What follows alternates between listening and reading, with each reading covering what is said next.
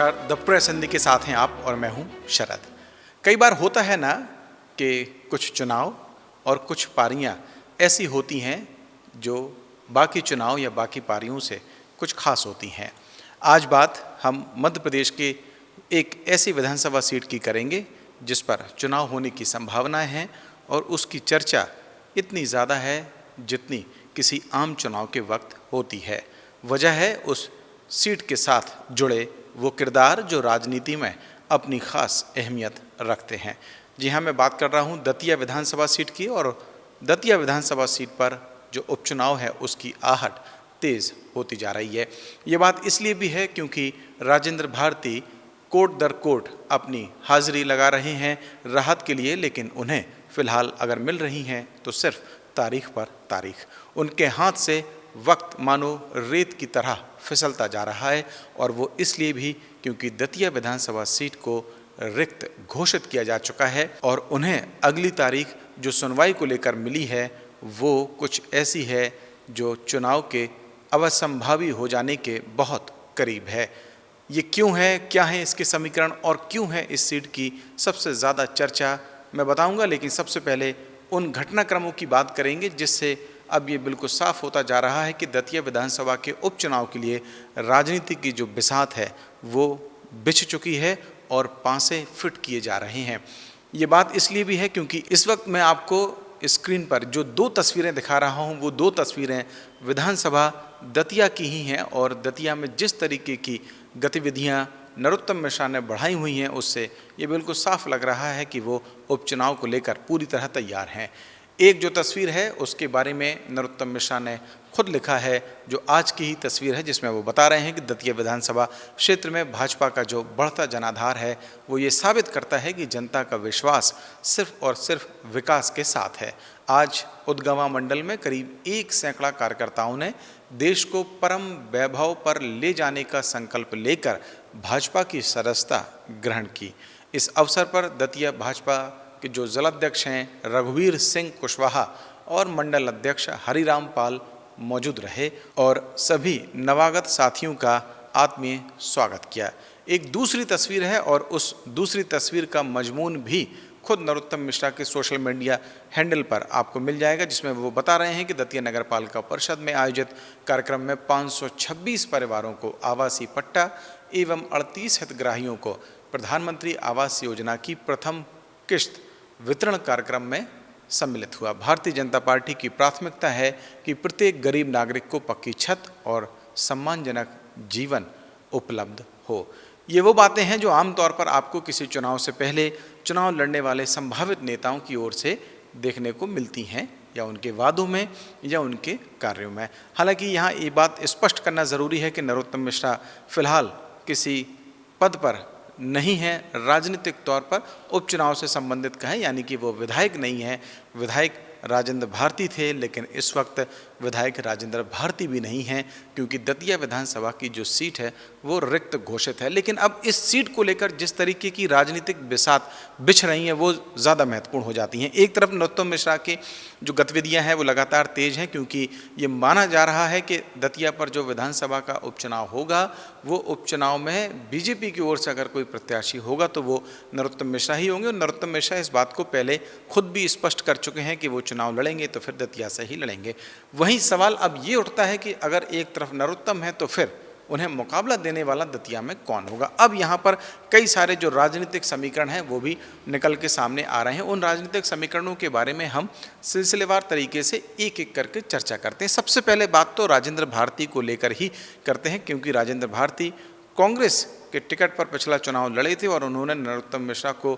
शिकस्त भी दी थी, लेकिन फिर उसके बाद जिस तरीके से एक बैंक गबन के मामले में उन्हें एमपी एमएलए कोर्ट से 3 साल की सज़ा हुई, लिहाजा वो अपनी विधायकी खो बैठे। अब जबकि उन्हें वो अपना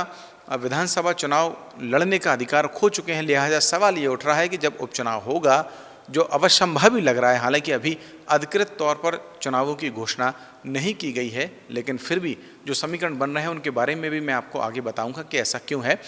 तो फिर ये कहा जा रहा है कि कांग्रेस की ओर से चेहरा कौन होगा। एक सवाल ये सामने आ रहा है कि राजेंद्र भारती अभी से इस बात की तैयारी कर रहे हैं कि अगर चुनाव का ऐलान हो ही जाता है और चुनाव दतिया में उपचुनाव होगा ही होगा तो फिर उनके जो बेटे हैं वो उपचुनाव में खड़े हो सकते हैं। और इसके पीछे कांग्रेस की एक रणनीति ये भी हो सकती है कि एक सहानुभूति की लहर जो राजेंद्र भारती सोचते हैं वो शायद उनके बेटे के साथ जुड़े और वो वहाँ पर चुनाव लड़ें। तो एक बात अभी हाल फिलहाल में जो सामने है वो ये है कि राजेंद्र भारती के जो बेटे हैं वो नरोत्तम के मुकाबले में दतिया में उपचुनाव के दौरान में खड़े हो सकते हैं। हालांकि ये बातें अभी सिर्फ राजनीतिक गलियारों में चल रही अटकलों पर ही आधारित हैं। अधिकृत तौर पर पहले तो चुनाव घोषित होगा और फिर टिकटों की बात आएगी, लेकिन क्योंकि राजनीति की बातें हैं और वो आप तक उन समीकरणों को पहुंचाना एक पत्रकार के जरिए हमारी जिम्मेदारी भी होती है, लिहाजा मैं आपको ये बातें बता रहा हूँ। वहीं दूसरी तरफ सवर्ण को लेकर एक बड़ा मूवमेंट खड़ा करने वाले ग्वालियर चंबल के अनिल मिश्रा भी अपनी ताल ठोक रहे हैं दतिया को लेकर, और उन्होंने द प्रेस हिंदी के साथ एक ख़ास बातचीत में इस बात का ऐलान भी किया है कि वो दतिया उपचुनाव में अपना जो उम्मीदवार है या तो वो खड़ा करेंगे या फिर वो किसी उम्मीदवार को समर्थन देंगे। यानी कि अनिल मिश्रा सवर्ण राजनीति को लेकर कहीं ना कहीं दतिया विधानसभा सीट में अपनी भूमिका को देख रहे हैं। हालांकि ये बात आमतौर पर उतनी राजनीतिक तौर पर पचती नहीं है, क्योंकि एक मूवमेंट के ज़रिए अपना जनाधार बनाना और एक चुनाव के ज़रिए अपना जनाधार साबित करना, इन दोनों में बहुत फ़र्क होता है। लेकिन फिर भी कहीं ना कहीं उनका ये कहना कि वो दतिया उपचुनाव में अपने उम्मीदवार को मैदान में उतारेंगे या फिर किसी प्रत्याशी को समर्थन देंगे, इस चुनाव के जो राजनीतिक समीकरण हैं उनको और पेचीदा बना रहे हैं। और अब ये देखना होगा कि आखिरकार इन समीकरणों में राजेंद्र भारती या फिर कांग्रेस की ओर से क्या रणनीति होती है इनका काउंटर करने के लिए, और नरोत्तम मिश्रा या बीजेपी की ओर से क्या रणनीति होती है इनको काउंटर करने के लिए। ऐसे में दतिया की जो जनता है वो भी टकटकी लगाए देख रही है और ये महसूस कर रही है कि 5 साल के भीतर भीतर दूसरी बार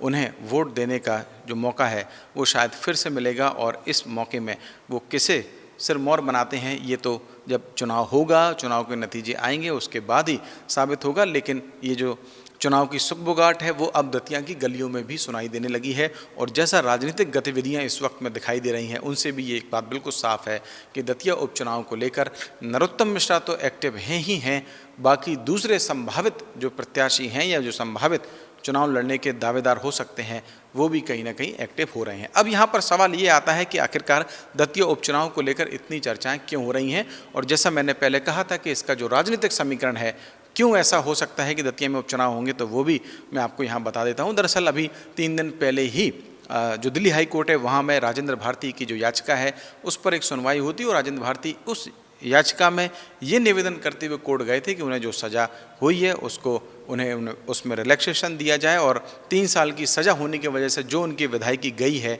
दतिया विधानसभा की जो सीट है जो रिक्त घोषित की गई है उस पर उन्हें राहत मिले। इस पर हाई कोर्ट ने अगली सुनवाई 14 जुलाई को निर्धारित कर दी है। तो 14 जुलाई को जो तारीख है वो निर्धारित है, और जब 14 जुलाई को सुनवाई होगी तब ये तय होगा कि राजेंद्र भारती को कोई राहत मिलती भी है या नहीं मिलती है। इससे पहले ही दरअसल जब राजेंद्र भारती को सजा हुई थी तो फिर मध्य प्रदेश विधानसभा की ओर से दतिया जो सीट है उसको रिक्त घोषित कर दिया गया था, और इसकी जो सूचना है वो चुनाव आयोग को भी भेज दी गई थी। लिहाजा चुनाव आयोग अब उपचुनाव को लेकर पूरी तैयारियां कर रहा है, और जुलाई आते आते करीब 4 महीने का वक्त दतिया सीट को रिक्त घोषित हुए हो जाएगा। नियम ये कहता है कि किसी भी विधानसभा सीट पर अगर वो रिक्त होती है तो फिर 6 महीने के भीतर भीतर उपचुनाव कराना अनिवार्य होता है। ऐसे में ये माना जा रहा है कि हो सकता है कि जुलाई के पहले हफ्ते में ही या जुलाई तक जो उपचुनाव है उसकी सूचना या अधिसूचना सामने आ सकती है। ये तो देखने वाली बात होगी, लेकिन फिलहाल जो दिख रहा है वो ये दिख रहा है कि राजनीतिक बिसात दतिया में अपने अपने पक्ष में माहौल करने के लिए बिछने लगी है। आखिर दतिया उपचुनाव के बारे में आपकी क्या राय है? आप क्या सोचते हैं कि कौन दावेदार सबसे प्रबल हो सकता है? आप चाहें तो कमेंट सेक्शन में आके हमें बता सकते हैं, और अभी तक अगर आपने द प्रेस हिंदी को लाइक और सब्सक्राइब नहीं किया है तो अभी करें, और मुझे दें इजाज़त। नमस्कार।